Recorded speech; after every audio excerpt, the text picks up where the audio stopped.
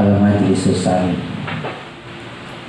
Bismillahirrahmanirrahim. Qala musannifu rahimahullahu ta'ala wa nafa'na bihi wa barakatuhu wa min fid dharaini amin. Al-Majlisu, adapun majlis, As-Tsaniu yang kedua. Majlis yang kedua fil hadithi, tentang hadis Ats-Tsani yang kedua. Hadis yang kedua pada kitab Arba'in Nawawi ya. Kitab Al-Majlisus Tsani ini syarahnya ya, penjelasan tentang kitab Arba'in Nawawi. Alhamdulillah, adapun segala puji itu lillahi bagi Allah, alladzi ba'atha, yang mengutus nabiyana, akan nabi kami, Muhammadan, yakni Nabi Muhammad sallallahu alaihi wasallam. Segala puja dan puji serta syukur kepada Allah yang telah mengutus pada kita, yaitu Nabi Muhammad sallallahu alaihi wasallam. Mengutus rahmatan, sebagai rahmat, lil anami, bagi para manusia atau pada makhluk, tidak boleh.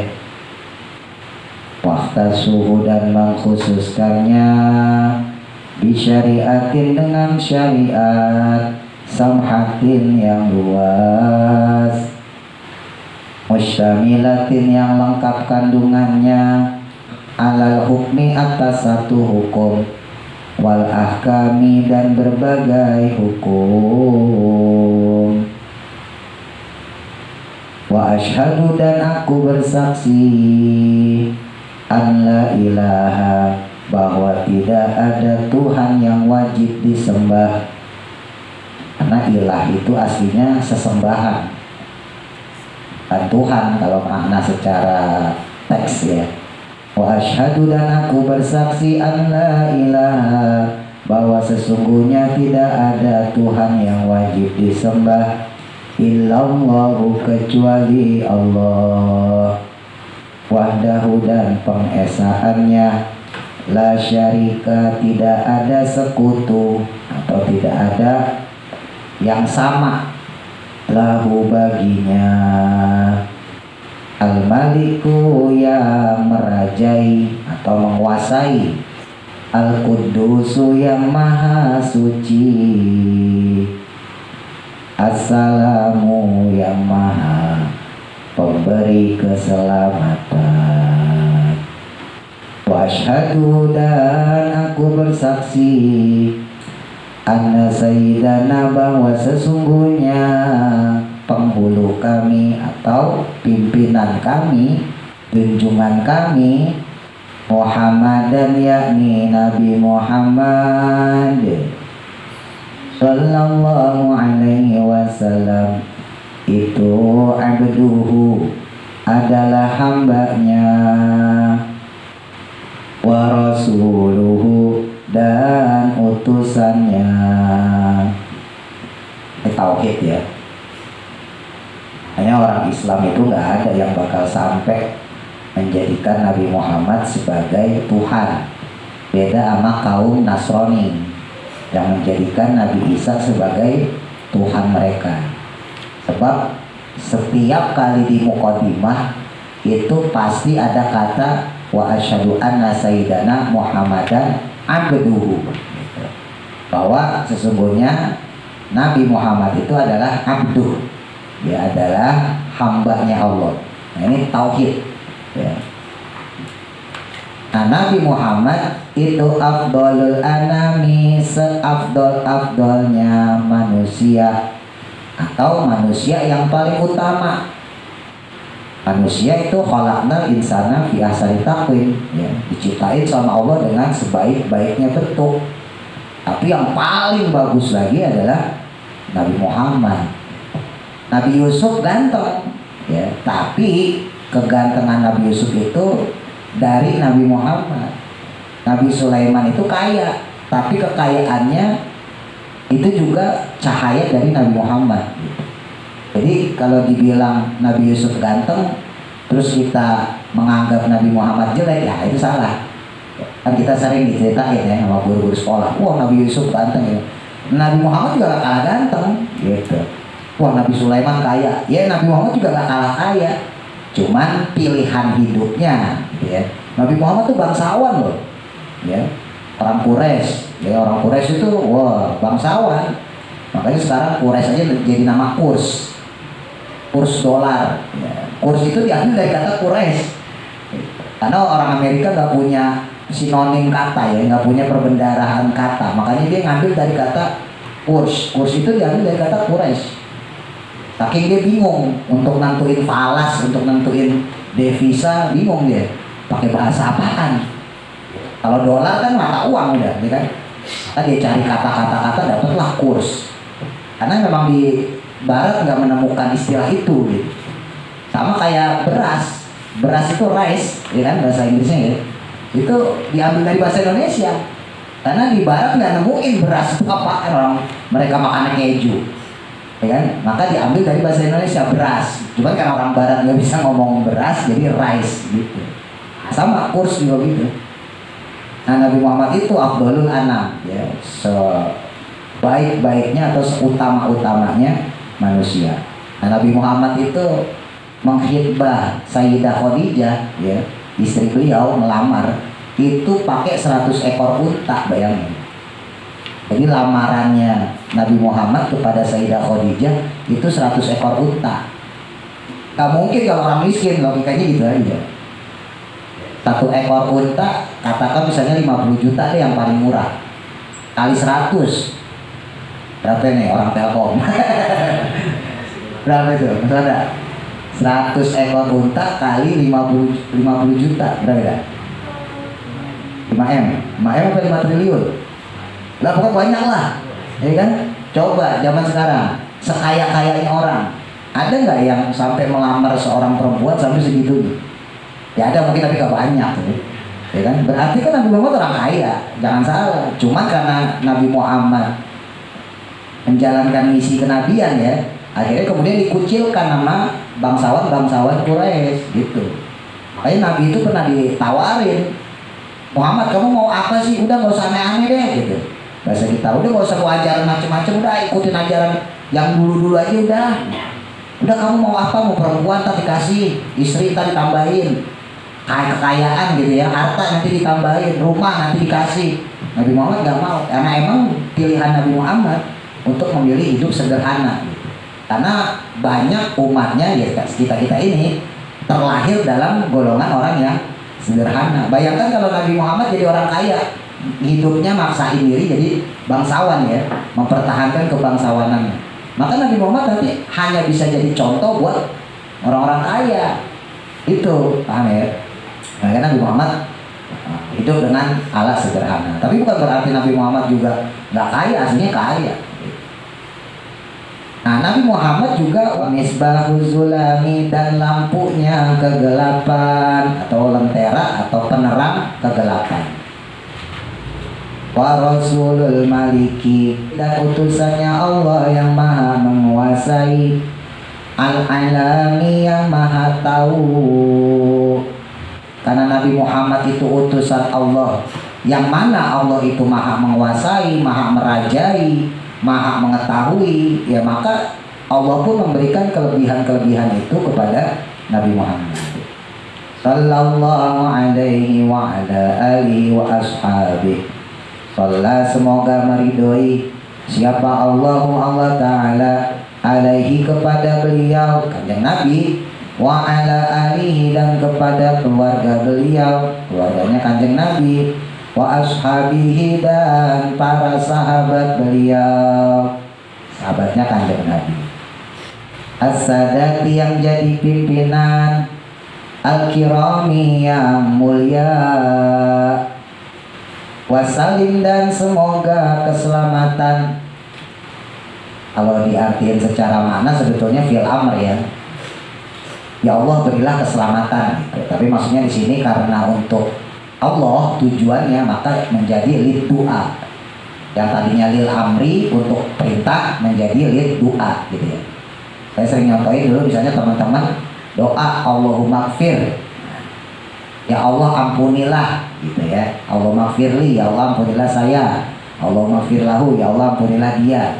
Itu aslinya fi'il amr ya, kata perintah, tapi berhubung untuk Allah maka maknanya lid doa, tujuannya untuk doa. Tasliman yang penuh keselamatan atau penuh kesejahteraan, kathiran yang banyak, daiman yang kekal atau abadi, ila yaumiddini sampai harinya agama, maksudnya hari pembalasan. Amin. Terimalah ya Allah. Hadis yang kedua pada kitab hadis Arba'in Nawawi ini diriwayatkan oleh sahabat Umar. An Umar bin Al-Khattab radhiyallahu anhu qala bainama nahnu julusun inda Rasulillah. An Umar dari Sayyidina Umar ibn Al-Khattab yang jadi putranya Khattab, Sayyidina Umar bin Khattab radhiyallahu anhu, radhiya semoga meridhoi siapa Allah Ta'ala anhu padanya, kepada Sayyidina Umar.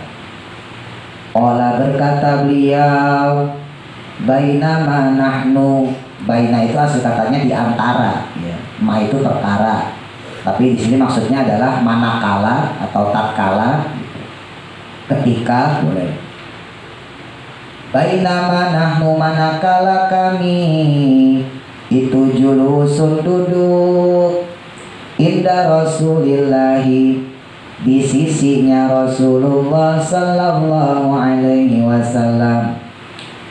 Data yaumin pada suatu hari, ittala'a tiba-tiba datang atau muncul, alaina pada kami atau atas kami. Siapa yang muncul, siapa yang datang? Rajulun seseorang atau seorang laki-laki boleh. Syadidu biyadi thiyabi, yang sangat putih bajunya, jadi putih bersih cemerlang kayak habis baru dicuci. Syadidu sawadi sya'ri, yang sangat hitam rambutnya. Kalau orang Arab itu salah satu mahkotanya rambut hitam ya. Jadi kalau rambutnya hitam ganteng banget, sebab Arab itu kan panas ya. Kalau panas kan cenderung agak kemerah-merahan ya. Makanya anak bocah tuh suka main layangan tuh, nah, rambutnya agak merah ya. Oh, main layangan mulu ya. Nah, kalau di Arab itu makanya orang kalau rambutnya hitam itu pasti diperhatiin. Wih, ini berarti bukan orang asal-asalan, maksudnya bukan pekerja keras ya kan. Kalau pekerja keras kuli misalnya gitu ya, ya otomatis kan panas-panasan kan gitu, maka pasti rambutnya merah gitu. Nah ini orang rambutnya hitam, oh ini pasti bangsawan nih gitu, orang nggak sembarangan. La yura, yang tidak terlihat, alaihi atasnya, apa asarus safari, bekas perjalanan. Orang-orang melihat dia bajunya putih bersih ya, rambutnya hitam, yang nggak ada tanda-tanda bekas perjalanan ya. Namanya musafir kan ya, namanya tengah gurun, baju putih kan pasti kotor kan gitu, rambut udah pasti memerah gitu ya. Nah ini nggak ada bekas-bekas tanda perjalanan. Wala ya'rifu, dan tidak ada yang mengetahuinya, minna dari kami atau di antara kami, siapa ahadun seseorang pun. Nah kita nih nggak ada yang tahu siapa dia. Dia namanya orang datang kan. Misalnya kita lagi kumpul nih gitu ya, saya, Mas Aswanda, Mas Arda, Uda gitu kan, Mas Dani, kita lagi kumpul. Tiba-tiba ada orang datang, kan pasti udah tahu.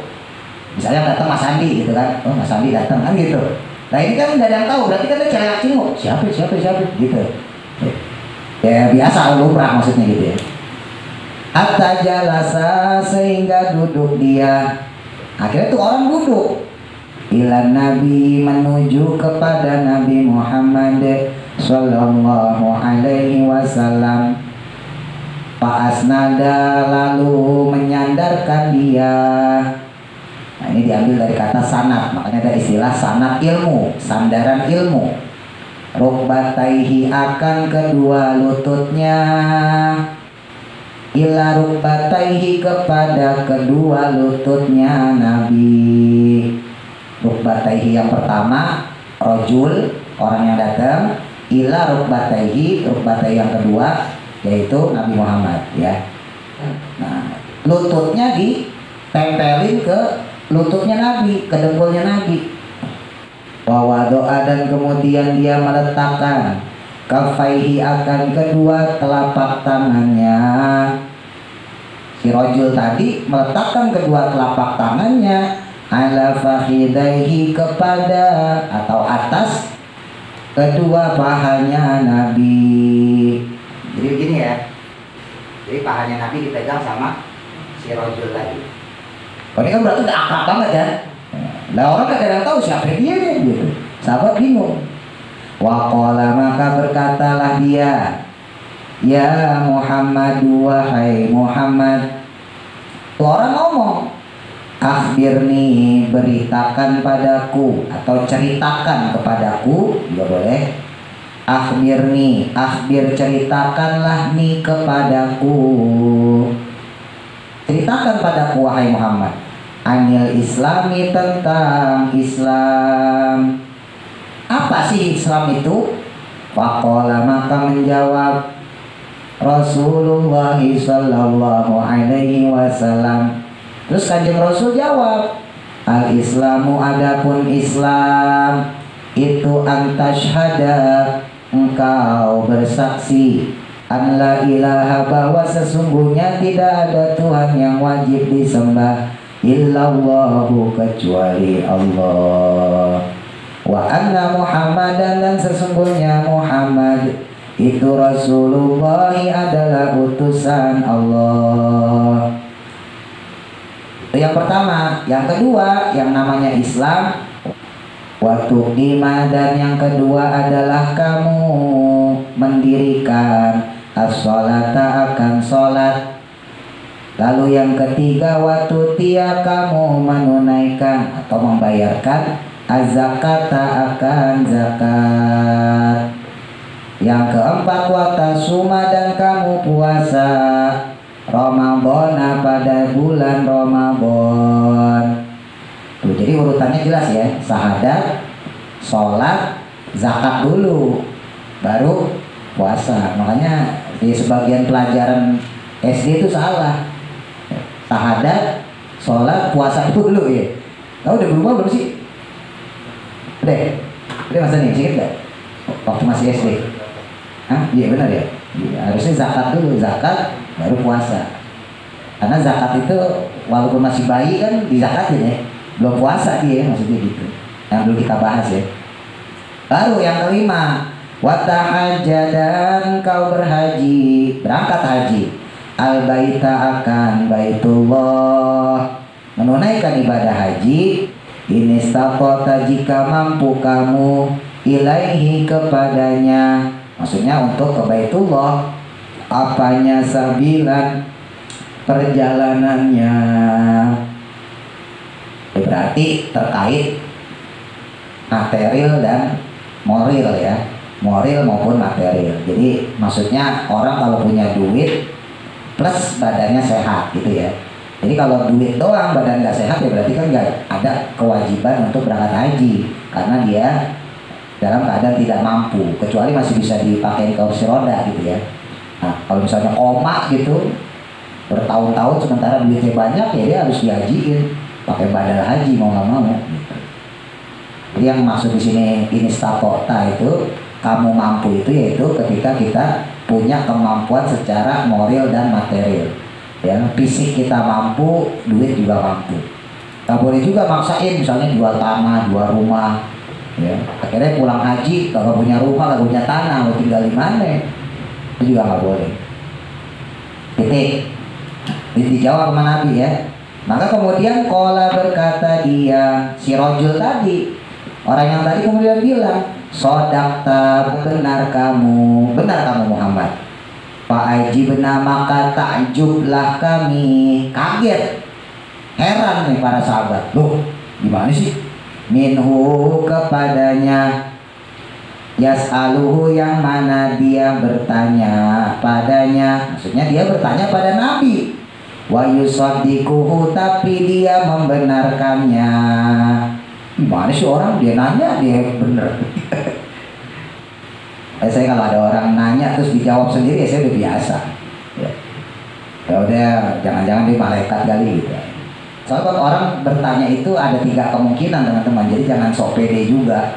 Mentang-mentang kita alim, mentang-mentang kita pinter ya. Orang tuh punya misi bertanya itu. Nggak selamanya karena dia nggak tahu. Satu, bisa karena dia nggak tahu dia bertanya. Ya. Kedua, bisa jadi dia ini ragu. Dia udah punya jawaban, tapi dia ragu. Ini mana sih yang kira-kira yang benar ya?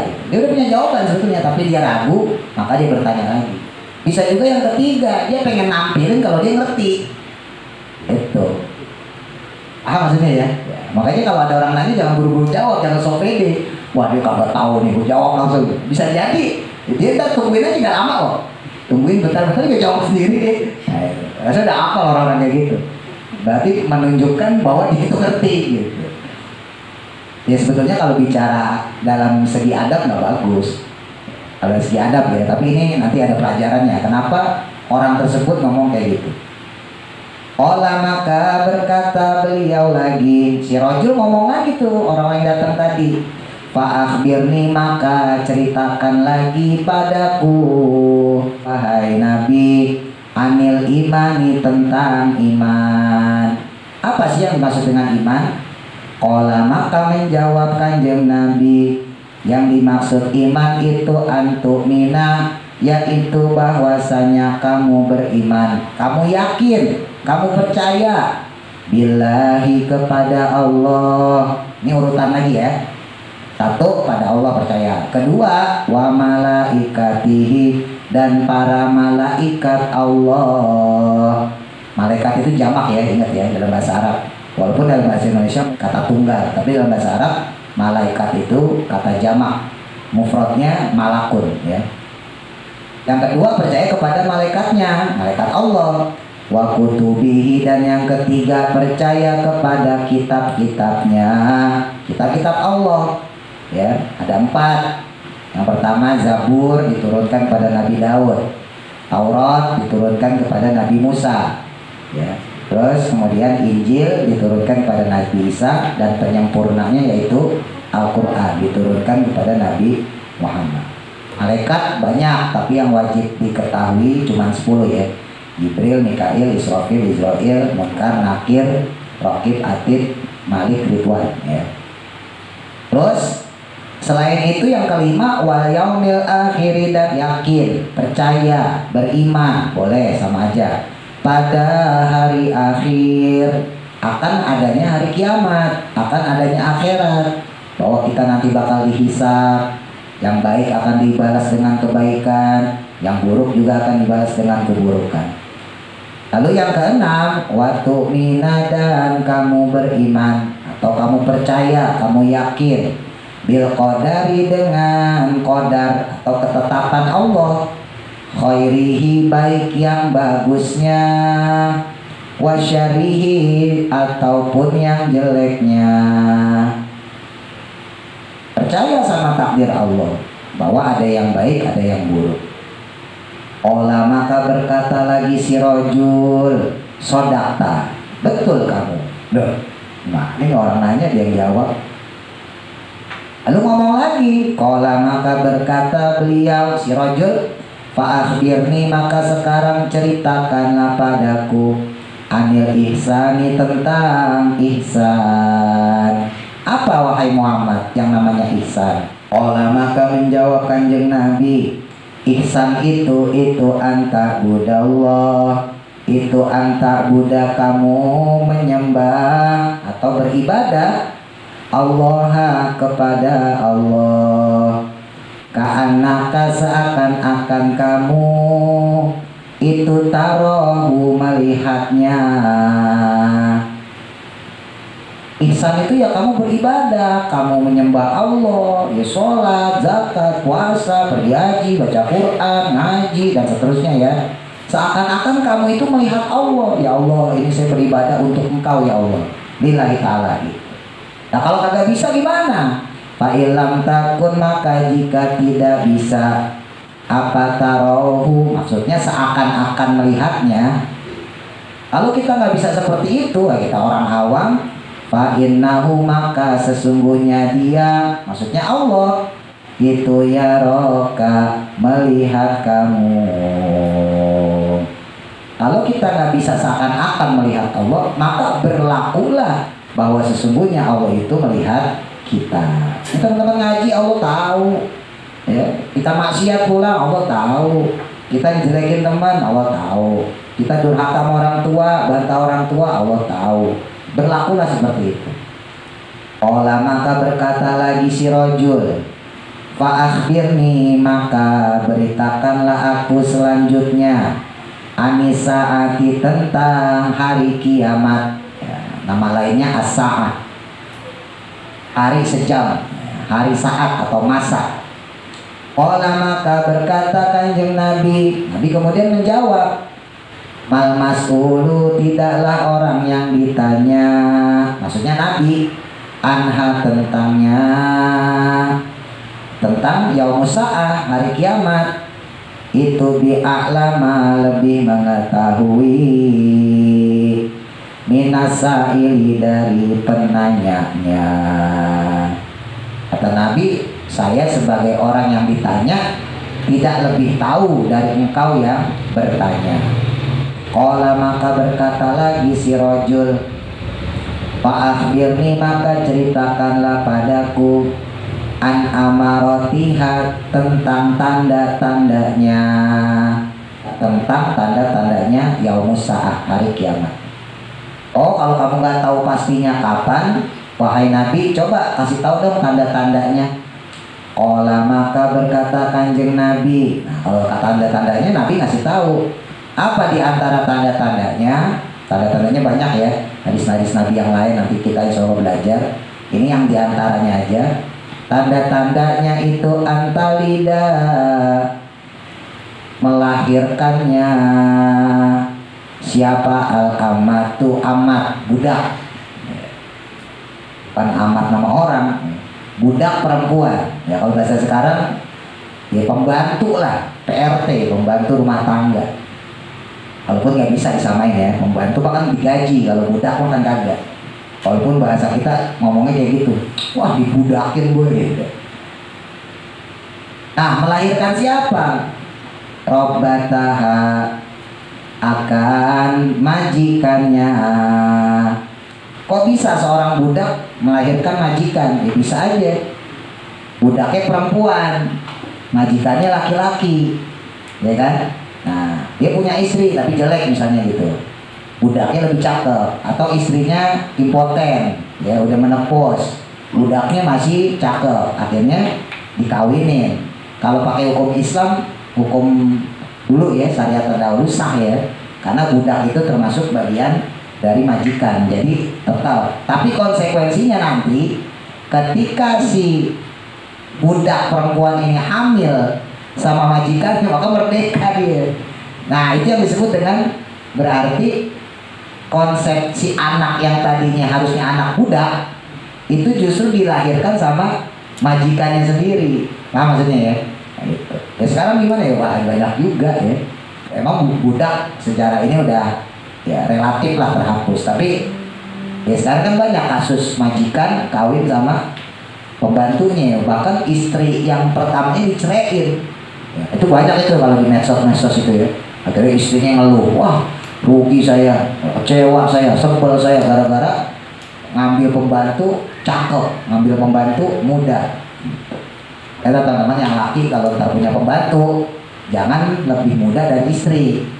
Yang perempuan juga gitu, seandainya ditakdirin jadi orang kaya, ya butuh pembantu ya tua. Makanya orang zaman dulu tuh pembantu tua, embo-embo, ya kan, bibi-bibi ya, yang usianya lebih tua dari kita, supaya mata laki itu kagak genit gitu. Karena laki itu udah umumnya begitu. Dan biasa ya, manusiawi lah, secara lahiriah, secara zohir. Ini saya kasih tahu, perempuan juga khususnya. Waktu kita laki-laki itu belum punya duit, yang dikejar tuh duit. Itu manusia tuh, ya. Lalu ketika laki-laki itu udah punya duit, maka yang dikejar adalah orang yang seneng patuh sama dia. Itu naluri. Seorang laki-laki itu pasti seneng kalau ada orang yang patuh sama dia. Nah, pembantu itu kan pasti patuh sama majikannya ya. Disuruh nuriskan kan gitu. Disuruh nyuci lah anak pembantu. Ya lama-lama simpatik di situ.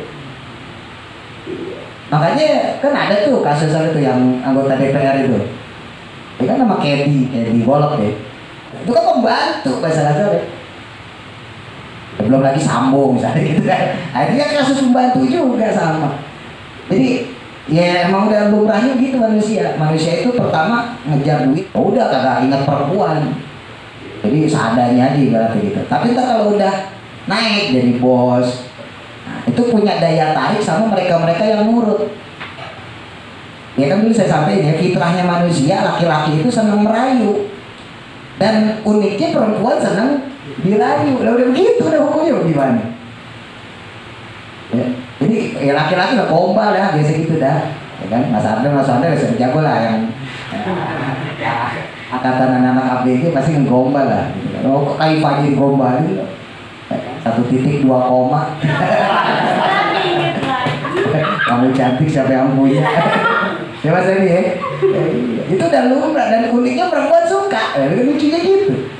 Lakinya doyan ngegombal, doyan ngerayu, lah perempuannya malah suka digombalin buat dirayu lah. Itu begitu akhirnya terjadi lah. Itu salah satu tanda kiamat. Terus kemudian wa antara dan engkau melihat, di antara tandanya lagi yang kedua, al-kufata akan orang yang telanjang kaki, nyeker bahasa kita. Nanti bakal terjadi di akhir zaman orang nyeker, orang telanjang kaki. Berarti kan orang miskin ya, orang papa, orang nggak punya. Al-urata yang telanjang badan, apa pakai baju bugil. Al-alata yang miskin. Ri'a asyai yang menjadi penggembala kambing.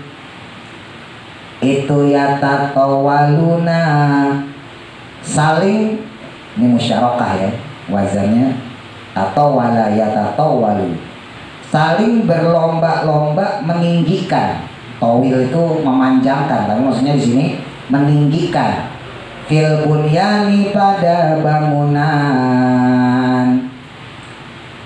Tanda yang kedua, entar orang-orang kismin, dulunya papa, fakir, terus dia jadi orang kaya, terus berlomba-lomba bikin bangunan tinggi-tinggi. Nah ini banyak dimaknai oleh ulama-ulama ya, secara harfiah, tekstual dan juga kontekstual. Orang Arab sekarang, Saudi sekarang teman-teman, itu yang di Mekah Madinah, mayoritas itu yang dulunya nggak punya apa-apa. Bukan orang-orang yang kaya yang di zaman Nabi. Nggak semua tapi ya, ada juga yang udah kaya. Maksudnya dulu-dulu mereka itu dulu Arabi, orang-orang Arab pedalaman, orang-orang Arab dusun. Kenapa? Karena sahabat Nabi banyak yang hijrah ke negara-negara lain. Iya, sahabat Abdullah bin Mas'ud pindah gitu ya. Sahabat Abu Hurairah pindah kemana. Akhirnya Islam kan berkembang ke Persia ya, kalau sekarang Iran, Irak, ya ke Syam, kalau sekarang Palestina ya. Itu sampai ke Eropa, sampai ke Spanyol tuh ya, Andalusia kan kalau kita belajar, sampai Andalusia, Eropa tuh sampai segitu. Itu kehebatan orang Islam saat itu. Nah berarti kan Mekah Madinah kosong. Mereka-mereka yang hijrah ke negara-negara berdakwah, ya, mendakwakan Islam, mensiarkan Islam, itu pasti orang-orang pinter. Gak mungkin orang-orang bodoh. Orang bodoh mana punya mental hijrah, ya kan? Mana punya dia mental berpetualang lah gitu ya. Kan mereka-mereka yang merantau itu pasti punya nyali tinggi, terus pinter, otaknya cerdas untuk mengelola gitu ya. Kalau dalam perdagangan ya berarti dia punya ilmu dagang. Misalnya orang Padang datang ke Jakarta gitu kan, bikin buka toko. Orang Jawa datang ke Jakarta bikin usaha ayam. Ya, karena memang dia punya kemampuan untuk itu. Nah berarti kan yang di kampung tinggal orang-orang yang males. Walaupun nggak semua ya, ya tetap di Padang ada orang-orang pintarnya ada, di Jawa juga ada orang-orang pintarnya. Tapi banyak mereka-mereka yang punya kemampuan secara ekonomi, secara keberanian, mereka kemudian merantau gitu, untuk mengadu nasib. Kalau bicara masalah sosial ya, nah ini kita bicara masalah dakwah syiar. Akhirnya sahabat-sahabat yang punya keberanian, punya nyali, punya kepinteran, mereka merantau kemana-mana untuk mensiarkan Islam. Itu. Akhirnya Islam ya sampai ke Eropa, Afrika, terus Nigeria, Senegal, itu masih banyak orang-orang Islamnya. Nah, berarti kan yang tinggal di Mekah Madinah itu yang dulu-dulu Arabi. Yang dulu orang-orang Arab pedalaman, orang-orang Arab dusun. Wah, ini rumah kosong nih ditinggalin. Nah, zaman dulu mah belum ada akte rumah, ya kan? Belum ada PBB-nya. Akhirnya mereka turun gunung. Ah, ini aja nih rumah gue tempatin. Ya seketika itu juga jadi orang kaya deh. Dari orang zaman dulu teman-teman kalau mau merantau emang bawa apaan? ATM belum ada. Ya coba teman-teman kalau misalnya jadi orang zaman dulu, kan otomatis merantau bawa badan doang, sama perbekalan ya kan. Kalau mereka punya kuda ya kuda dibawa. Kalau mereka punya onta dibawa, perbekalan secukupnya, duit secukupnya. Berarti harta yang ditinggal itu lebih banyak di rumah, benar nggak? Ya nggak mungkin dia bela-belain bawa harta. Dia punya kambing 10 dibawa semua. Gue mau merantau nih ke Persia gitu kan. Kan nggak mungkin, dia ditinggal. Siapa yang punya tuh akhirnya? Orang-orang Arab Badui yang turun dari pedalaman. Nah, mereka akhirnya, wah seneng nih dapat harta ya kan. Gak yang punya ini tanah bertuan ya. Akhirnya ditempatin, kebunnya dimilikin. Akhirnya mereka jadi orang kaya. Terus ditinggi-tinggiin lah. Ya sama lah sekarang Saudi yang sekarang ini. Walaupun Arab Saudi itu kaya, tapi sumber dayanya itu banyak yang dimanfaatin sama orang luar. Orang Amerika, orang Inggris, ya kan? Ya karena orang Arabnya sendiri gak punya kemampuan untuk mengelola itu. Jangankan dari segi bisnis, dari segi ulama deh. Saya sering nyampein kepada teman-teman, ulama-ulama itu banyak yang bukan orang Arab, maksudnya Mekah Madinah ya. Kalau turunan iya, karena tadi berdasarkan hijrahnya beliau-beliau semua ya. Tapi kan kalau yang asli tinggal dari situ bisa dihitung. Misalnya secara mazhab aja, Imam Malik ya. Imam Malik tinggal di Madinah iya, tapi yang Imam Syafi'i itu emang turunan Quraisy, bapak ibunya, kakek nenek moyangnya orang Makkah Madinah, tapi kan beliau tinggalnya di Palestina. Gede di Palestina ya, di Syam kalau dulu ya. Kemudian belajar ke Madinah, terus kemudian ke Baghdad, terus kemudian ke Mesir. Imam Hanafi ya. Imam Hanafi orang Irak, orang Baghdad ya. Imam Hambali sama. Ulama-ulama itu banyak kan justru yang di luar dari Mekah Madinah. Kenapa? Karena memang Mekah Madinah dulu pernah jadi pusat peradaban Islam awal-awal masa kenabian ya, sampai kemudian Nabi hijrah, terus kemudian periode sahabat Abu Bakar, Umar, Utsman. Nah ketika Sayyidina Ali itu udah mulai terpecah. Sayyidina Ali sempat bikin bahasa kita pusat pemerintahan di Syam, karena waktu itu kita orang Islam udah menguasai Palestina, bikin di situ. Lalu terjadi konflik dengan Muawiyah, kerajaannya kemudian direbut sama Muawiyah. Sayyidina Ali pergi ke Persia, di Persia bikin bahasa kita pusat peradaban. Nah disitulah mulai itu Irak-Iran ya. Makanya kalau teman-teman bingung kenapa kok Irak jadi pusat peradaban, Baghdad, Basra, Kufah, itu Irak, itu ulama-ulama semua. Kenapa? Karena Sayyidina Ali pernah di situ. Kalau kita belajar sejarah Islam ya, kayak tadi lah Imam Hanafi, Imam Hambal ya, Syekh Abdul Qadir, itu orang-orang Irak, orang-orang Baghdad itu. Harun ar-Rasyid, itu orang-orang pintar semua. Kenapa adanya di sana? Karena Sayyidina Ali pernah di sana. Nah di situ peradaban Islam kemudian menemukan cahayanya di situ. Nah, kalau sekarang Mesir, karena ya diadu domba ya, orang-orang Persia, orang Parsi, Irak diadu domba secara suku. Artinya ya sering konflik, sekarang itu sering konflik. Tapi kalau bicara kita sejarah dulu, itu Baghdad itu pernah jadi satu peradaban. Sampai-sampai kalau bahasa kita gampangnya nggak afdol kalau belum belajar ke Baghdad, nggak afdol kalau belum belajar ke Irak, ke ke Basra, ke Kufah, karena di sanalah tempatnya para ulama. Gitu, kalau dulu gitu ya. Nah, balik lagi. Nah, berarti benar kata Kanjeng Nabi, ya. Kalau bicara hal ini di zaman saat itu, ya ratusan tahun yang lalu, apalagi sekarang, itu bisa kita lihat orang-orang tadi yang dia nggak punya kekayaan hasil jerih payah. Jadi kekayaannya itu hasil turunan aja. Sampai ke kerajaan sekarang Saudi itu akhirnya kemudian meninggikan bangunan. Bahkan sekarang kalau teman-teman nanti umroh haji itu hotel-hotel itu udah melebihi tingginya Masjidil Haram.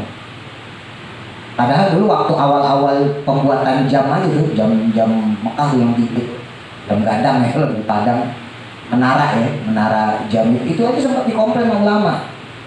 Kenapa tingginya melebihi tinggi Masjidil Haram? Kalau tingginya Ka'bah wajar lah, karena Ka'bah itu posisinya di bawah. Tapi kalau sampai tingginya itu melebihi menaranya Masjidil Haram, bukankah suul adab gitu? Ulama-ulama yang tasawuf ya. Karena orang zaman dulu, teman-teman perhatiin nih kalau punya kampung, itu mereka nggak berani ninggiin rumah melebihi tingginya musola masjid. Saking adabnya orang zaman dulu, itu gentengnya ini diukur. Ini genteng saya ninggiin musola nggak? Lebih tinggi mana genteng musola sama genteng rumah saya? Mereka ngukur. Kalau ketinggian diturunin atapnya. Makanya zaman dulu, kalau di kampung-kampung mungkin masih ada sebagian yang masih kampung pedalaman ya. Kalau teman-teman lihat, itu dari kejauhan menara masjid masih kelihatan. Pucuknya itu yang ada tulisan bintang Allah gitu ya, atau bintang bulan sabit. Itu dari jauh masih kelihatan, karena memang orang zaman dulu itu punya prinsip seperti itu. Jangan sampai genteng rumah itu lebih tinggi daripada genteng musola, genteng masjid. Maka dari jauh kelihatan waktu musola itu masjid. Oh sekarang udah kelihatan. Orang samping masjid aja rumahnya tinggi rumahnya ya. Bicara bangunan ya. Nah, itu. Jadi ya inilah salah satu mukjizatnya Nabi. Nabi diberikan informasi untuk mengetahui tanda-tanda kiamat. Walaupun secara pastinya Nabi nggak tahu, karena itu hak prerogatif Allah. Cuman tolak kok kemudian bertolak lagi ya, pergi si orang tadi. Falabasa maka diamlah ya para sahabat, terdiam para sahabat malian ya, dengan masa yang agak lama. Jadi sahabat terdiam. Tumakola kemudian berkata beliau dengan Nabi, ya Umar, wahai Umar. Terus Nabi bilang masih Umar yang ada di sampingnya, atadri, tahukah kamu man orang as-sa'ili yang bertanya. Wahai Umar, kamu tahu gak tuh siapa yang bertanya tuh padaku itu? Jawaban orang cerdas dan santun. Qultu maka berkata aku, kata Sayyidina Umar, Allahu adapun Allah, wa rasuluhu dan rasulnya Allah, maksudnya kanjeng Nabi, itu a'lamu lebih tahu. Ya Rasul, engkau dan Allah lebih mengetahui. Qala maka berkata beliau, kanjeng Nabi jawab, fa innahu bahwa sesungguhnya dia orang yang tadi datang itu wahai Umar, itu Jibrilu malaikat Jibril. Itu yang tadi datang malaikat Jibril. Atakum yang datang pada kalian, yu'allimukum yang hendak mengajarkan kalian, dinakum akan agama kalian. Rawahu meriwayatkan hadis Muslimun Imam Muslim. I'lamu ketahuilah ikhwani wahai saudaraku, maksudnya kita, wafiqni semoga memberikan taufik padaku siapa Allahu Allah Ta'ala, wa iyyakum dan kepada kalian. Semoga Allah memberikan taufik padaku dan pada kalian. Itaatihi karena ketaatan padanya. Anna hadzal hadisa bahwa sesungguhnya hadis ini itu hadisun hadis azimun yang besar, yang agung. Rawahu yang meriwayatkannya Siapa imamu Muslim? Imam Muslim bihadal lafdi dengan lafaz ini. Wal Bukhari dan adapun Imam Bukhari itu an Abi Hurairah, diriwayatkan dari Abu Hurairah, bimaknahu dengan maknanya atau dengan makna yang sama pada hadis tersebut. Jadi kalau riwayatnya Imam Bukhari diriwayatkan dari sahabat Abu Hurairah ya. Sedangkan kalau dari Imam Muslim diriwayatkan oleh sahabat Umar bin Khattab. Wahwa adapun itu, ya maksudnya hadis itu azimul mawaqi'i, besarnya kedudukan atau agungnya kedudukan, wal jalalati dan tinggi. Agung juga boleh sama aja. Wa qad istamala dan sungguh terkandung ala jami'il ta'ifil ibadati, atas seluruh lingkup berbagai ibadah. Itu hadis maknanya agung karena mencakup berbagai ibadah. Az-zahirati yang zahir atau yang fisik, yang tampak, wal batinati dan yang batin, maksudnya yang tidak tampak, yang tersurat maupun tersirat. Jadi yang ternyata datang itu adalah malaikat Jibril. Kalau di hadisnya Abu Hurairah itu Sayyidina Umar sempat disuruh ngejar, coba kejar orang tadi. Jadi kemudian ada beberapa sahabat yang keluar dari rumah ya, terus nyari orang itu, malaikat Jibril tadi. Wah, kagak ada ya Rasul. Para sahabat itu masuk, baru Nabi ngasih tahu bahwa yang datang tadi adalah malaikat Jibril yang mengajarkan kepada kita tentang iman, Islam, dan ihsan. Ini ada beberapa versi riwayat hadis ya, tapi secara intisarinya sama. Qauluhu adapun ucapan beliau, qala bainama nahnu julusun, itu hadisnya ya. Di atas sudah teman-teman artiin. Qala berkata beliau, bainama nahnu julusun inda Rasulillahi sallallahu alaihi wasallam data yaumin ittala'a alaina rajulun syadidun biyadis siyabi syadidus sawabi syahri la yura alaihi asarus safari wala ya'rifuhu minna ahadun. Hadis bahwa ketika kami duduk, kalau riwayat Sayyidina Umar ya sesuai teks hadis ini, lalu tiba-tiba datang menuju Rasul seorang laki-laki pada suatu hari yang pakaiannya sangat putih, ya, bersih, yang mana rambut kepalanya hitam legam, yang gak ada terlihat bahwa orang ini bekas jalan, bekas bepergian, dan gak ada di antara kita yang mengetahui siapa ini orang. Itu hadis ya. Nah, ini penafsirannya. Yustafadu bisa diambil faedah, boleh, atau maksudnya apa sih ya, makna tersiratnya. Mintulu'ihi dari kemunculannya atau kedatangannya malaikat Jibril ala tilkal hayati, atas keadaan tersebut atau rupa tersebut, al hasanati yang bagus. Malaikat Jibril datang pakai baju putih gitu ya, bersih, keren, bahasa kita gitu gampangnya, minyak wangian mungkin. Ya namanya malaikat tuh agak mungkin bawa apok ya, pasti wangi kan. Nah, makanya sahabat aja terkesima kan, siapa nih orang nih, bangsawan nih ya, sampai-sampai sahabat ketika malaikat Jibril nanya kan, kalau di teksnya Abu Hurairah, wahai Muhammad, mal islamu, apa itu Islam, baru dijawab sama Nabi ya. Yang dimaksud dengan Islam antasyhadu alla ilaha dan seterusnya. Tanya lagi, mal imanu, apa itu iman ya Rasul? Dijawab sama Nabi ya, bahwa iman itu antu'minu billah dan seterusnya gitu ya. Itu kan kalau teman pakai logika ya. Andai kata ini orang gak bersahaja, maksudnya tampilannya buruk, itu pasti sahabat bermarah. Iya dong, siapa datang-datang deketin Nabi, duduk di depan Nabi, dengkul didempetin, tangan ditaruh di paha Nabi, terus dia nanya, apa Rasul Islam itu? Apa Rasul iman itu? Udah gitu pasti jawab sodakta lagi, sodakta, bener engkau Rasul. Kan lucu. Ini kalau logika kita yang jadi kayak gitu kan sebel.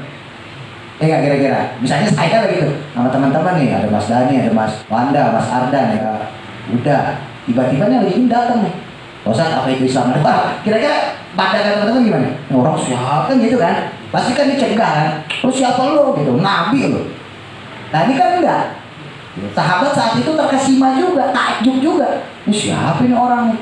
Bahasa itu tuh udah kalah mental duluan. Wah ini pasti bangsawan nih kan gitu. Bajunya putih, bersih, bagus, wah pasti wangi lah. Ya, ganteng pasti, nggak mungkin malaikat jelek ya. Nggak ada malaikat jelek. Pasti ganteng, rambutnya hitam logam, wah ini nggak sembarangan nih orang. Itu aja mereka udah kalah mental. Maksudnya gitu, makanya mereka nggak ada berani nyegah. Padahal kan ada Sayyidina Umar, sampingnya Rasul. Sayyidina Umar kan paling sakot sendiri. Sayyidina Umar kalau melihat orang-orang macam-macam Rasul, ngeluarin pedang deh, bacok nih, bahasa kita gitu. Tapi kan enggak, Sayyidina Umar diem aja, semua sahabat terkesima. Baru kemudian orang itu nanya ya, malaikat Jibril tadi ya, malaikat Jibril kemudian nanya, berarti udah kalah mental sahabat duluan gitu ya.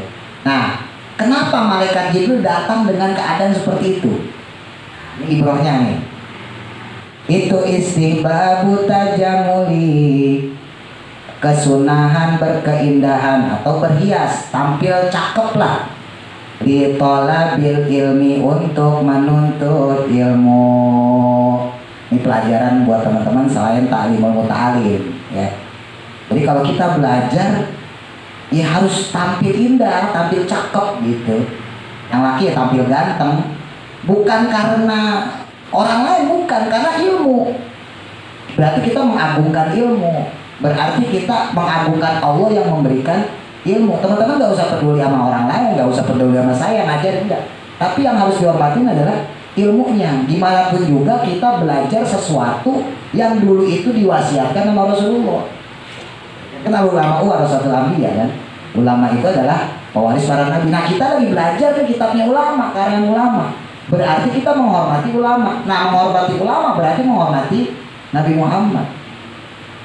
Makanya nggak sedikit kiai-kiai itu yang sebel kalau melihat santrinya tuh kucel, tahu kucel, jelek lah gitu ya. Datang wabah. Jadi udah gak semonggah aja kalau Betawi bilang. Jadi niat nuntut ilmunya udah jauh banget. Makanya kalau bisa, ya ini sih kalau bisa ya, kalau nggak bisa ya nggak usah. Kalau bisa, kita kalau nuntut ilmu itu ya harus tampil cakep, harus tampil indah, semangat. Mau sekolah kayak mau khususnya lagi ngaji ya, terlebih lagi ilmu agama. Ya kenapa? Karena kita untuk urusan dunia aja kita semangat. Untuk urusan duniawi. Kenapa kalau untuk urusan agama kita nggak semangat? Ini teman-teman mau berangkat ke Jawa, udah misalnya mau ke Padang, misalnya naik mobil, jadwalnya jam 9 pagi. Kira-kira kita datang jam 9, apa jam 10, apa jam 8? Nggak, jawab aja coba. Ini kita mau pergi pulang kampung, ya, bis kita jalan jam 9. Jam 9 pagi. Kita datang itu jam 9 pas. Atau ntar aja lewat aja jam 10 aja. Atau sebelumnya jam 8 nih, jam 7 nih. Soalnya bisa jam 9. Kira-kira sesudah apa sebelum? Apa yang pasin? Gampang. Tinggalin kita. Apa pasin, apalagi kelebihan ya kan? Kalau kita mau naik bis jam 9, pasti kita jam 8 udah di tempat. Bahkan mungkin nggak jam 8, jam 7. Apalagi kalau naik pesawat, boarding passnya aja kan 2 jam. Enggak? Lo bayangin. Untuk ngejar sesuatu, dan kalau ketinggalan tuh nggak apa-apa gitu nih. Iya kan? Seandainya kita mau pulang kampung nih, bis kita ninggalin, kan cuma rugi duit doang. Misalnya ongkosnya 500.000, paling kan kehilangan duit itu doang. Bis kehilangan nggak? Kagak, kita masih bisa nyari lain. Iya kan? Pesan aja bis lain juga sama. Padahal itu sesuatu kehilangan yang bisa kita ganti. Itu aja kita bela-belain. Bis jam 9, kita datang jam 8. Kalau bisa jam 7 dengan jedok, bisa aja belum siap. Iya kan? Tapi kenapa? Ini mohon maaf ya. Ini bukan saya nyindir. Ya teman-teman mau telat sih nggak urusan ya. Mumpung sepi ya, mumpung sepi. Kalau ramai saya gak enak juga. Saya masih rada gak enak asal ngomong kayak gini. Tapi ya harus disampaikan karena ini ya. Tapi kenapa jalan ngaji kita misalnya sekitar 9:30. kan udah harus dikasih tahu 10 menit lagi pengajian mulai. Harusnya teman-teman udah datang sebelum saya datang, harusnya gitu ya. Tapi jangan tuh malah repotin ya. Saya jujur aja pribadi saya sendiri gak suka, tapi ini bicara ideal. Saya pribadi jujur gak suka kalau teman-teman datang udah saya belum siap, teman-teman udah datang. Kalau mau bantuin sih kalau apa-apa ya, cuma ngejedok doang ya kan, ribet tuh. Saya mau nyapu tak misi kan gitu, malah nyusahin ya kan. Ini kan idealnya gitu ya. Kelak teman-teman ketemu sama guru lain ya harusnya begitu. Ngaji jam 9, jam 8 itu harus sudah datang. Apalagi ngaji itu kan bisa diulang, bisa sih tapi lama. Ini teman-teman ntar nih, ya kan? Kita kan hatam. Kapan tahu ngulang lagi saya nggak paham nih, ya kan? Saya yakin mungkin teman-teman belajar ini seumur hidup paling ini doang. Coba. Ya kan? Ya kalau saya anak pondok, ini jujurnya saya udah 4 kali hatam. Karena kita emang udah biasa ya, maksudnya kalau untuk kalangan pondok nggak aneh. Tapi kalau teman-teman yang mohon maaf, yang nggak punya basic, teman-teman ngaji ini kayak segini ya udah, ya kan? Besok lewat, ya kan? Kecuali nonton YouTube. Nah, nonton YouTube lain lagi ceritanya, nonton aja di YouTube. Tapi kan gregetnya hilang, apalagi di YouTube banyak saya yang hilangin. Masalah-masalah yang sensitif kan pasti saya hapus-hapusin, karena konten pelanggaran dah bahaya dah.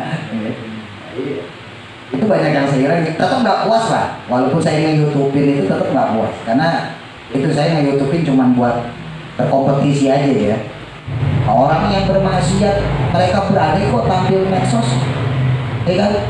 Joget-joget alay di YouTube, ya kan? Joget-joget apa ya? TikTok, apa lagi Pak? Kan tahu nih, pakai apa sih remix gitu kan? Ya, goyang aku Paraguay apa itu? Paraguay tahu aja. Tapi saya nggak mengaruhi teman-teman kayak gitu ya, maksudnya jangan ntar kemudian berarti Pak Ustadz maksanya nggak ada, tenang aja lah. Jadi teman-teman mau tampil kucal pun saya nggak peduli, karena kan saya punya pikiran gitu, urusan saya sama Allah. Urusan saya punya ilmu, Allah nyuruh saya orang yang berilmu ngajak, udah gitu doang. Saya nggak ada urusan sama teman-teman ya. Maksudnya urusan ini urusan teman-teman sama Allah. Kenapa kita kalau kondangan tampil keren, ya kan? Kita lah mungkin kalau Mas Andan baru cuma ngikut bapak ya kan. Terus suatu saat kan bakal kondangan beneran sendirian. Biasanya kan ada undangan tuh, Mas Ardan dan partner. Wah pacar maksudnya bokin. Nah itu kan coba tampil keren. Kenapa kalau untuk ilmu kita ya standar aja? Maksudnya nggak ada wahnya gitu, harus wahnya. Ya wah berarti wajarnya aja ya. Nggak usah datang pakai gamis, terus pakai gudeng-gudeng, jangan ngalai-ngalai saya. Maksudnya tetap harus ada istimewanya gitu. Ini pelajaran dari Malaikat Jibril. Malaikat Jibril datang kepada Nabi begitu coba bayangin. Wal kudumi dan bertemu alal ghairi dengan orang yang lain. Tuh. Sama ketemu orang lain juga ya tampil harus bagus. Saya tulis tuh, mungkin kalau teman-teman jarang ditamuin ya. Kalau saya sampai saya tulis itu di depan tuh orang tamu wajib berbusana rapi, sopan, menutup aurat. Saya tulis itu. Laki-laki pakai celana panjang, perempuan berkerudung. Itu udah ditulis aja masih ada yang datang pakai celana pendek. Aki-aki, ya Allah. Emak-emak itu rambutnya ubanan, ada pakai kerudung. Udah saya tulis apa kurang gede kayak poster kali ya. Itu aja masih begitu. Ini faktanya begitu. Ya kenapa ya? Karena nggak ngerti ilmu. Orang nggak ngerti ilmu pasti nggak ngerti adab. Makanya dulu pernah saya sampaikan, kalau ada slogan akhlak itu atau adab itu lebih utama dari ilmu, ya lihat-lihat juga. Lihat-lihat juga orangnya berilmu nggak. Kalau orangnya berilmu, iya akhlak adab lebih utama dari ilmu. Tapi kalau orang yang nggak berilmu, ya ilmu dulu. Dan sekarang orang gimana mau tahu? Kalau dia nggak paham buka aurat dosa, gimana dia mau nutup aurat? Gimana dia bisa berakhlak dengan nutup aurat kalau dia nggak tahu, nggak paham bahwa membuka aurat itu dosa, kan gitu. Nah, membuka aurat dosa itu dia tahu lewat mana? Dia dari ilmu. Kan gitu. Berarti ilmu dulu kan? Ilmu dulu baru akhlak. Dalam konteks ini ya. Ya sama teman-teman, kalau berkunjung ke orang, bukan masalah dianya. Bukan masalah dianya. Kita ini masalahnya perintah Allah, sunnahnya Nabi. Dalam hal ini belajar dan berkunjung ke rumah orang, ya tampil harus bagus, harus baik, harus cakep lah gitu ya. Kalau kita kan milih-milih, yang perempuan kalau main ke rumah ketemu laki baru anak cowok, ya anak cowok gitu. Kalau main ketemu anak cewek, wah kerja kelompok nih, itu masalah ya. Kerja kelompok nih gimana? Ya itu ya, Sarminah, gue Sarminah ibaratnya kembang kampus nih kan, bunga kampus, udah pakai minyak wangi, ya anak kampus gitu lah masalah. Hati itu. Ya boleh, tapi jangan gara-gara dia, maksudnya jangan gara-gara Sarminahnya gitu. Harus karena Allah gitu. Kita nunjukin bahwa kita punya adab gitu ya, bahwa kita punya akhlak bagus, di mana kita ngikutin sunnah. Wawadapun dia, maksudnya malaikat Jibril itu kadzalika seperti hal tersebut atau demikian halnya.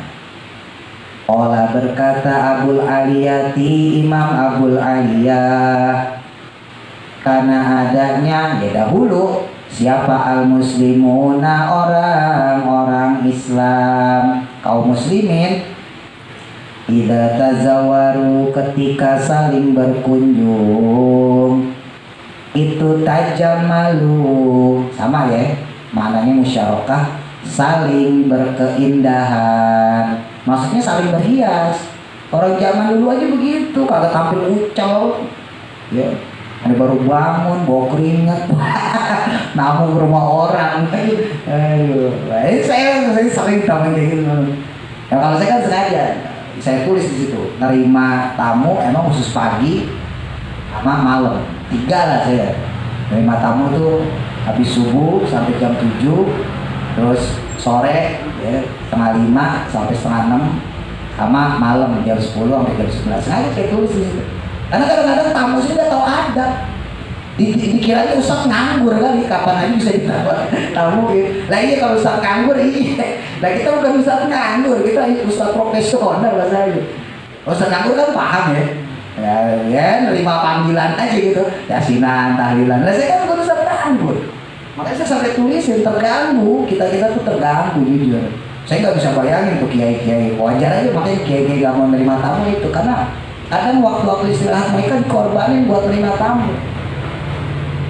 Ya makanya, ya misalnya ini contoh gitu, saya misalnya malam tahajud, ya saya witir, saya doain teman-teman, saya doain jamaah, kan capek.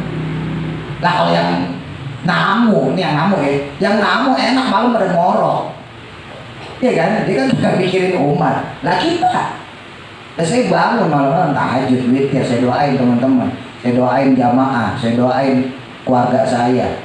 Ya jadi hamba-hamba oleh yang soleh, yang takwa, mudah urusan. Saya doain, saya zikirin, saya pateain. Kan capek loh. Malam itu capek banget. Subuh sholat, habis sholat subuh baca Quran bentaran misalnya, wirid misalnya bentaran. Dan yang kita itu istirahat. Nah kalau ada tamu, maka otomatis zikir saya lewatin. Karena menerima tamu wajib, ya kan, zikir sunnah. Ya udah saya hormatin tamu. Habis itu saya istirahat tuh tidur, jam 9, jam 10 saya tidur. Bangun zuhur jam 12, sholat zuhur, nyiapin meja, ngaji anak-anak. Jam 1, jam 2, jam 3 istirahat, sholat asar bareng-bareng di sholat. Ya kan, sampai setengah 5, setengah 6. Kalau kaifah setengah 5, jam 5 kelar. Kalau yang gablok sampai setengah 6. Kalau pada keluar kan belum pulang. Oh saudara di kaifah tuh, fansnya tuh ada yang jelas dari.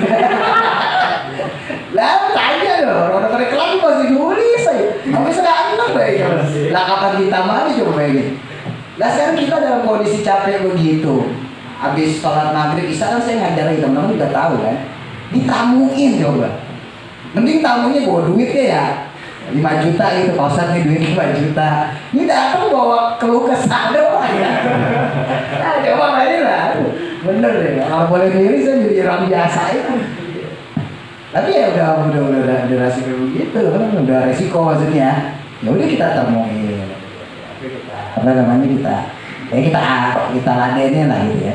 Kalau dia butuh nasihat ya kita nasihatin, kalau dia butuh saran ya kita kasih saran dan sebagainya. Tapi intinya begitu ya.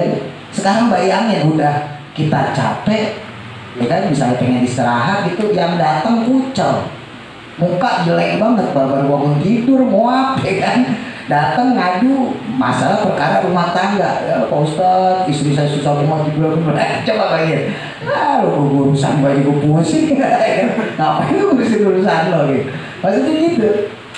Nah makanya ya benar, saya sendiri setuju sama kiai-kiai yang nggak senang disoanin gitu. Banyak kiai-kiai, ada juga kiai yang senang disoanin banyak ya.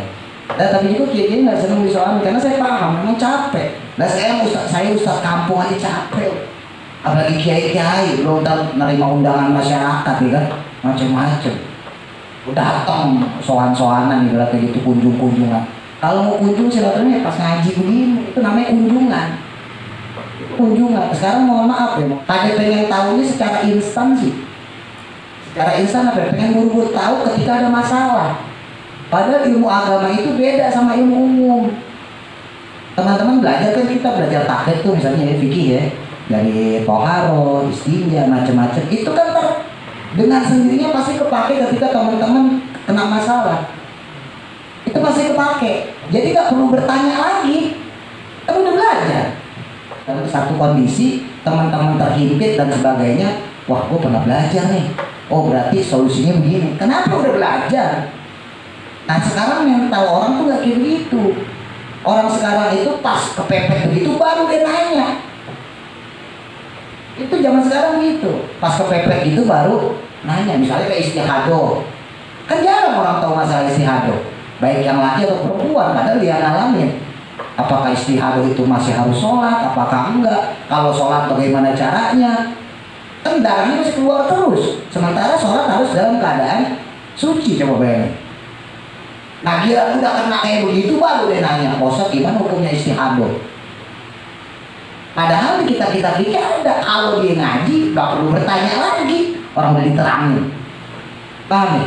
Jadi dia datang ke rumah nanya, Ustaz gimana hukumnya istihadoh, ya kan? Nah kan gue udah jelasin sekarang, makanya ngaji. Tapi ya udah zaman sekarang gitu gimana? Udah orang yang ngaji kadang-kadang gagal paham. Itu fenomenanya seperti itu. Faqala, dan berkata Nabi Muhammad sallallahu alaihi wasallam, Nabi Muhammad bersabda, ahsanu ma, adapun sebaik-baiknya perkara,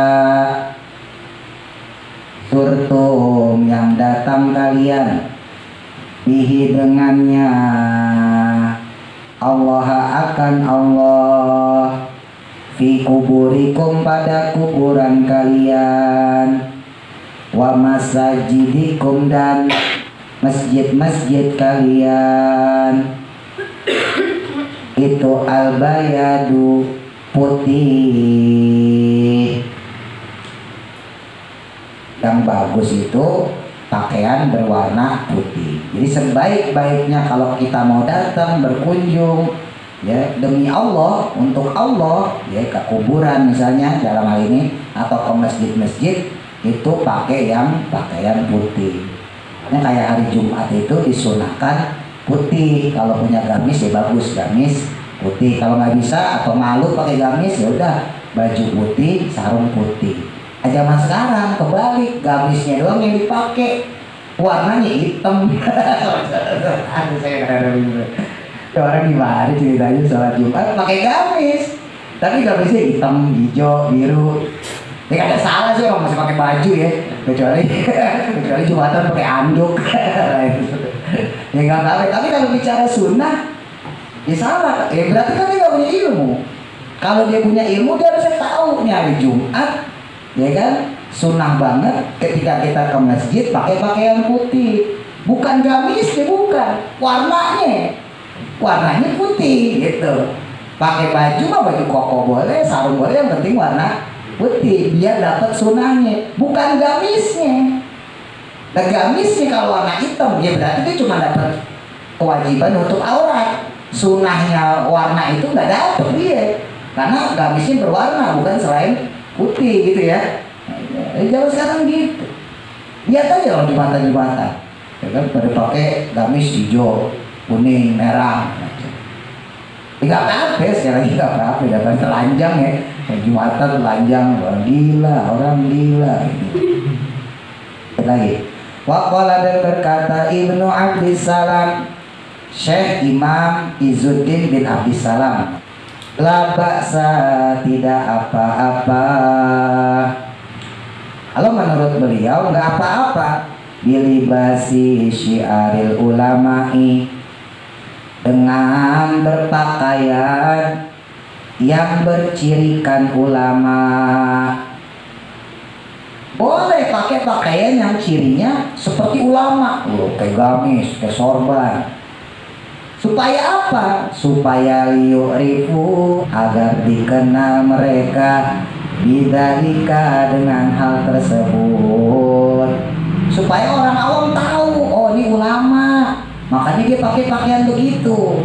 Nah kalau orang awam tahu dengan pakaiannya bahwa dia seorang ulama karena dia pakai gamis, pakai sorban, maka fayus alu, maka bisa ditanya mereka. Maka mereka bisa ditanya, Bapak Ustadz ya, saya mau tanya ya, apa hukum ini? Kalau dia pakai gamis, dia pakai sorban. Ya kan kalau repotnya ulama ini kita pakai gamis dan sorban, lah yang bodoh pakai gamis pakai sorban. Coba bayangin, yang bodoh pakai gamis pakai sorban. Nah, disangkanya ulama, ditanya, wah, gimana hukumnya? Wah sesat itu. Tapi di zaman akhir ya, saya juga nggak bisa ini. Saya tetap senang sama ulama yang tawadu ya. Makanya saya sendiri kadang-kadang ya pakai begini doang. Ya teman-teman paham lah ya. Kadang-kadang saya juga pakai ya biasa peci biasa gitu. Tapi kadang-kadang ya saya tampil seperti ustaz, ya pakai gamis, pakai itu.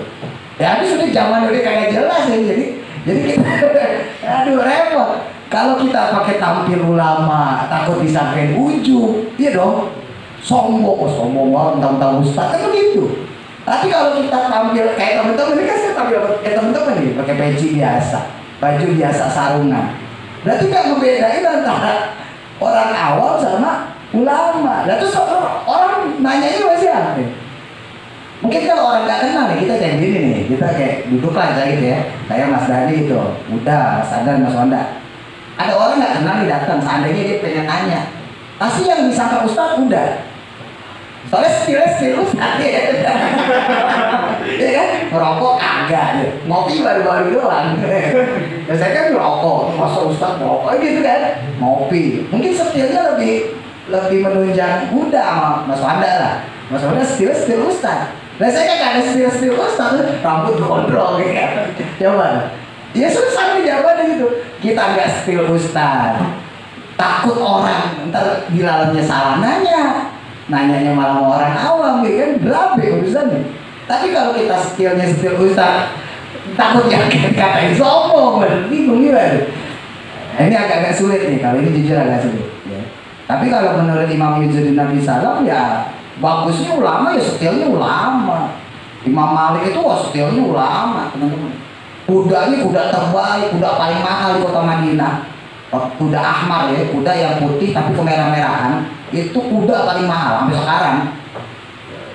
Itu yang punya cuma Imam Malik. Imam Malik gurunya Imam Syafi'i, saking hebatnya. Terus kalau beliau ngajar, dulu pernah saya cerita ya, itu mimbarnya tinggi banget. Kalau saya kan masih teman-teman masih gini. Kalau ngajar Imam Malik kalau begini muridnya, saking tingginya mimbarnya. Tinggi mimbarnya, pakai gamis, pakai jubah kebesaran, pakai bahasa kita tuh udang-udang yang cakep lah, mahkota gitu. Tapi ketika selesai ngajar ya udah biasa lagi.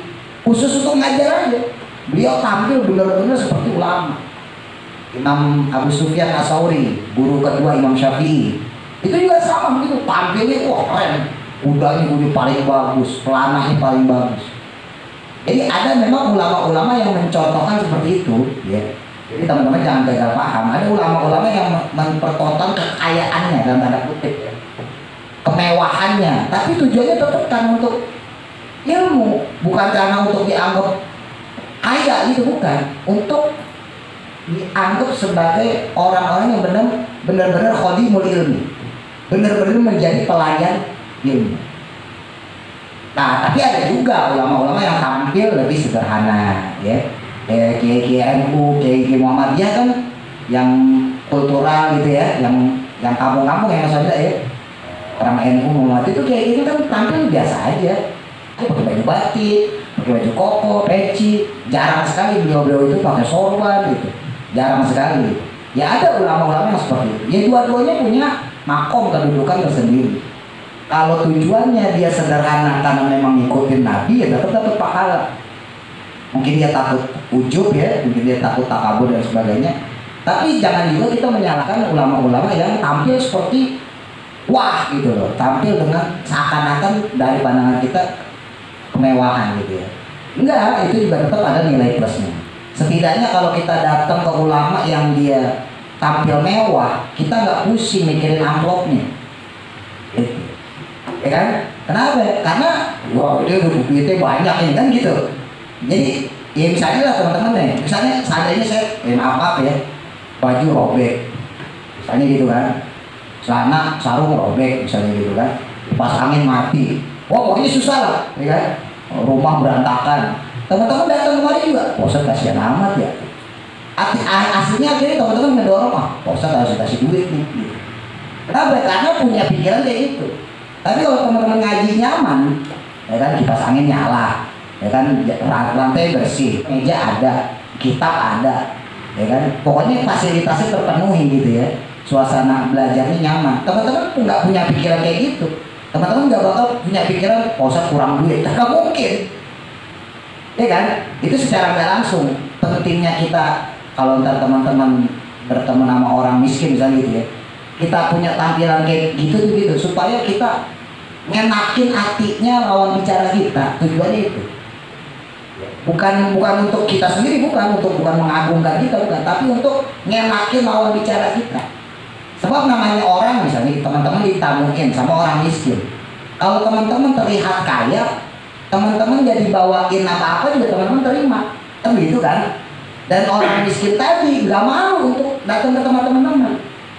Kenapa? Karena dia ngerasa, teman gue udah kaya, nggak dibawain buah juga kan gitu kan, umumnya kan orang bawa buah ya, nggak dibawain buah juga udah terima kok gitu.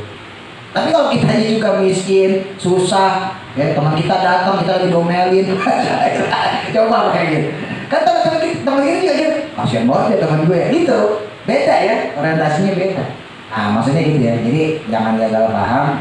Emang ada ulama-ulama yang tampil wah, ada juga ulama-ulama yang ya tampilnya sederhana. Dua-duanya punya makom tersendiri. Allahu a'lam, mudah manfaat. Al-Fatihah.